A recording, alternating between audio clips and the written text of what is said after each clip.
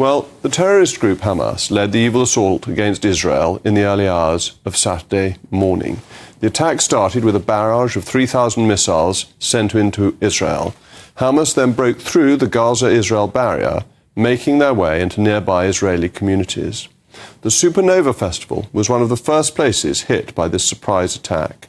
Some of the extremists flew into the festival from paragliders, and many opened gunfire into the crowds from vans. The attack on the festival was a massacre. At least 3,500 people were in attendance, 260 of whom were killed, and an unknown number of civilians are still missing or have been taken hostage. The terrorist group has killed almost 2,000 people since the assault began on Saturday.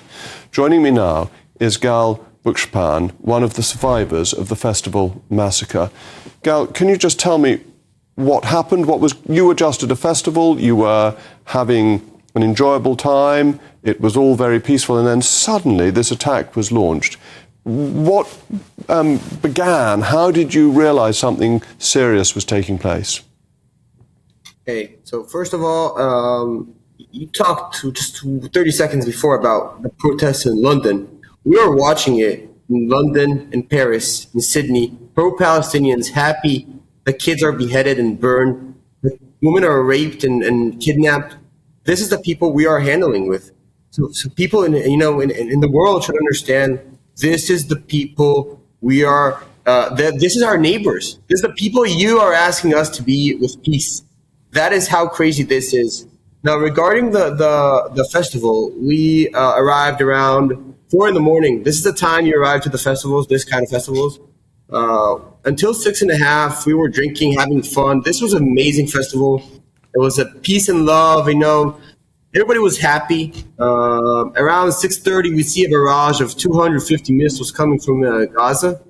Now, sadly, this is the day-to-day life in Israel. We know missiles. We know how to lay down with your hands on your head. And we were not scared at that time. That is how crazy this is. We didn't still know how big of this story is going to be, this massacre. We saw the missiles. We decided, which from my perspective this is the time which your fate is decided. When do you leave this party? If you were the first one to panic, or did you think you need to leave in the beginning, you met the terrorists on the roads, on those intersections, shooting people from the cars, and just murdering them on cold blood.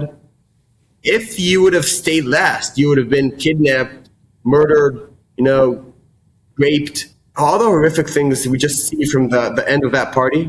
So I had a gap of around 30-40 minutes when we just sat around the parking lot, waiting for the bombs just to finish, to calm down. We understood this story is becoming big. I heard from my girlfriend that there are terrorists in Sderot and other places next to Gaza. From then, we just tried to flow with our car in a traffic jam because everyone was wanting to get out. And, from there, we started to hear gunshots and, yeah. So you listened to the news, you were aware of what was going on, you waited for the bombing to end, and then how did you get away? Was it good luck, or did you know a route that meant you could get away from where the trouble was coming? It's just pure luck. Nobody knew what's going on. It was pure luck. And good luck that you were able to escape. Did you see any of the gunmen coming? Were they around you? Were you able to get away without seeing them? So we were in the car. We were starting to hear gunshots. In the beginning, it was a little bit, and then it got bigger and bigger, like the amount. And then when we saw everyone panic, you're showing that video of everyone running with the car. I'm there in the car. You can see me with a white shirt. Okay. So we understood everyone is running behind us. We understand the panic, and we just leave the car, start running. Here, this is me in the white shirt, running. You can see me, and we just ran without looking back. That's how crazy it was. It was just we saw people fall. The gunshots were around us. I was in the army. I know how it feels. It just felt horrible. It felt like, we were ducks in a range, and those terrorists just shooting everyone who can. This is the feeling. Thank you for joining me today. This is just so shocking and such a cowardly attack on unarmed people peacefully enjoying themselves.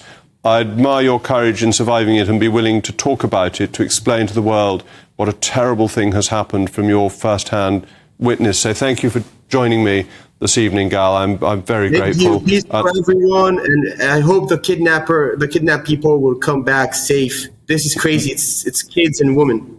I know. It is so cruel and so cowardly that these terrorists attack women and children.